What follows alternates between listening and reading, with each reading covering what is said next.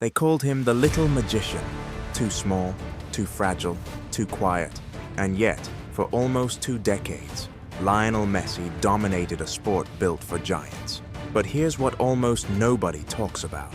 At just 5'7", Messi isn't only a magician, he's one of the most physically dominant footballers the world has ever seen.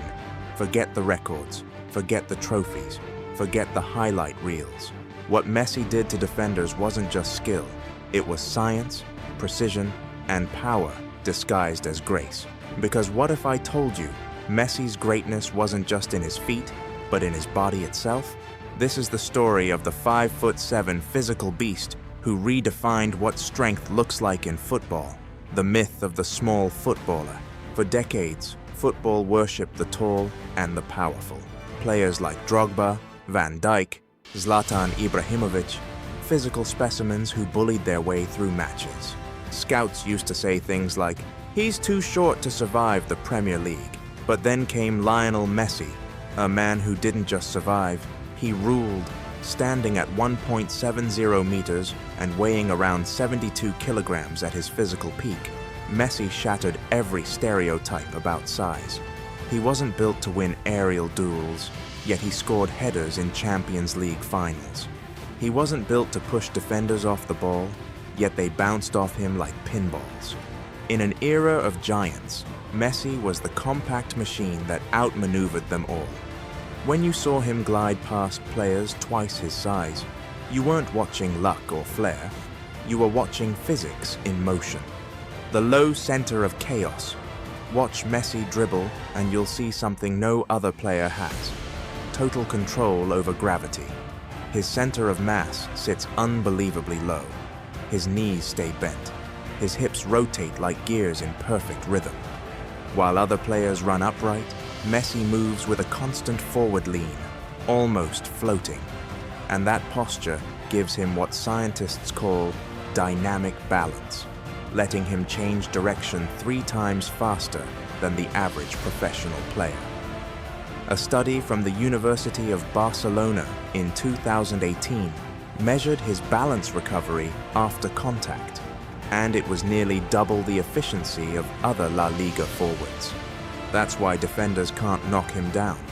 You can see it in clips. Ramos slides in with full force, Pepe shoulders him mid-run, even Chiellini and Van Dijk tried to body him. But Messi absorbs contact, stays on his feet, and accelerates again before anyone else even regains balance. In the 2015 Champions League semi-final against Bayern Munich, Jerome Boateng, one of the strongest defenders of his generation, was turned inside out and left collapsing onto the pitch as Messi drifted past him like vapor. It looked like humiliation, but it was biomechanics. Messi didn't overpower Boateng, he redirected his force and used it against him. The anatomy of an alien. Every movement Messi makes is precise. Slow the footage down and his dribbles look like micro-engineering. His stride is shorter than most forwards, almost half of Cristiano Ronaldo's, but his stride frequency is higher. At full sprint, Messi takes around 5.8 steps per second, compared to the typical winger's 4.2. That means he covers less ground per step, but reacts to defenders almost a full step faster. That's why you never quite know where he's going, because he doesn't either. He reacts in milliseconds, reading the angle of a defender's hips before they've even shifted their weight. In 2007, during his solo goal against Getafe, often compared to Maradona's goal of the century, Messi changed direction 13 times in less than 10 seconds.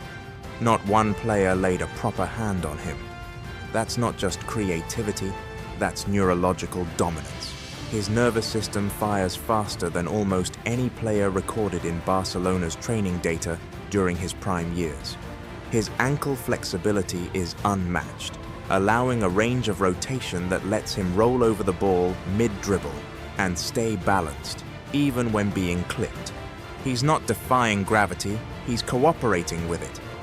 Built different, people often say Messi's natural. They forget the part where he had to inject himself with growth hormones every single night as a child, just to reach normal height. From ages 10 to 14, he lived with a needle beside his bed. Every night before sleep, he'd jab it into his leg, not because he wanted to be taller, but because he wanted to play football like the others. That routine built something more than muscle. It built resilience. Messi's toughness wasn't sculpted in a gym. It was forged on the dusty pitches of Rosario, where every tackle hurt, and every fall left bruises that never stopped him. When he joined La Masia, Barcelona's coaches were shocked at his lower body strength. His thighs and calves were already abnormally developed for a 13-year-old. Over time, those legs became legendary, solid, explosive, and perfectly tuned for balance and acceleration. Carles Puyol once said, "You can kick him 5 times in a row, and he'll still be running at you on the 6th. And Xavi added, "He never goes down unless you hit him properly." His body absorbs impact like a spring. Messi didn't build a gym body. He built a footballer's body, one that could endure hundreds of contacts a game and never break stride. Invisible power. When we talk about physicality, people imagine bulging muscles and towering figures. But Messi's power isn't visual, it's functional. He doesn't push defenders away, he draws them in. Messi's strength lies in how he manipulates pressure. When a defender leans into him, he shifts his balance just enough to use their momentum as leverage. It's why every collision looks like defenders are falling off him rather than knocking him down. He once said, "If they touch me, I use it. If they don't, I go." That's his entire philosophy of contact. It's not brute strength, it's controlled chaos. He's like a martial artist using an opponent's force to create space. When you combine that with his balance, it becomes impossible to contain him. Even his breathing is part of his power. During runs, Messi's upper body stays relaxed, while his lower body does all the work. Sports scientists have described his technique as biomechanically perfect for energy conservation. That's why, even in the 120th minute of a World Cup match, he still looks composed while others are gasping for air.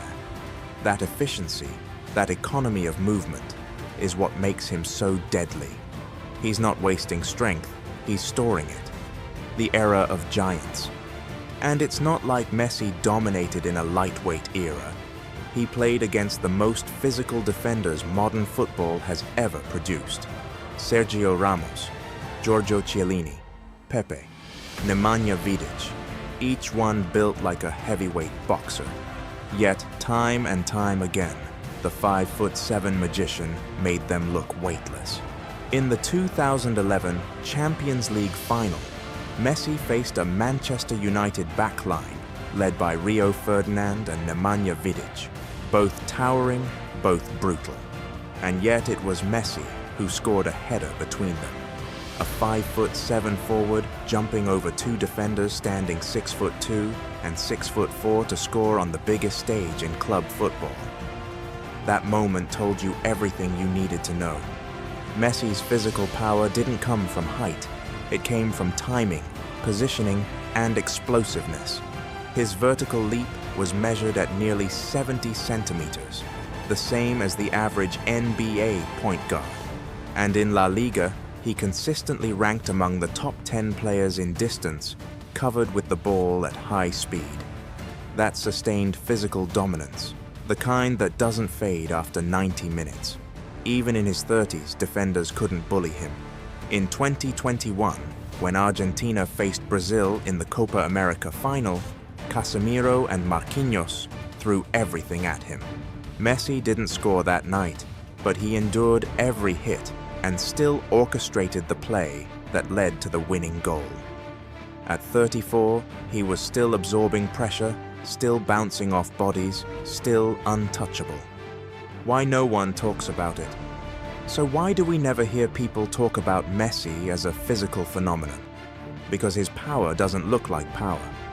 When Cristiano Ronaldo scores, you see the muscle flex, the sprint, the explosion. When Haaland charges through defenders, it's raw and obvious.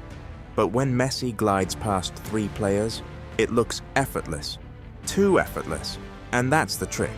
We mistake smoothness for softness. Messi's movements are so perfectly timed that our brains don't register the strain behind them. He's running faster, turning sharper, absorbing harder hits, and doing it with zero waste motion. It looks like art because he's mastered efficiency. But make no mistake, under that calm exterior is a machine built for chaos. Even sports scientists have admitted there is no metric for Messi. You can measure sprints, strength, vertical jumps, but you can't measure balance under contact while dribbling at full speed. And that's where he's an alien. The hidden beast. The truth is, Lionel Messi isn't just the most technically gifted player in football history. He's one of its most physically superior athletes. He redefined what strength looks like. He showed that real power isn't about muscle. It's about control. It's about using your size, not fighting it. It's about staying upright when everyone else falls. At 5'7", 72 kilograms, and built like a coiled spring, Messi transformed every physical disadvantage into a weapon. He doesn't look like a bodybuilder. He doesn't sound like a warrior. But every time he steps on the pitch, he conquers giants. From the dusty streets of Rosario to World Cup glory in Qatar. The smallest man on the field became the biggest problem defenders ever faced. Because greatness doesn't always look powerful. Sometimes, it just looks effortless, and that's why no one talks about it. Lionel Messi, the 5'7" physical beast who redefined what strength means in football.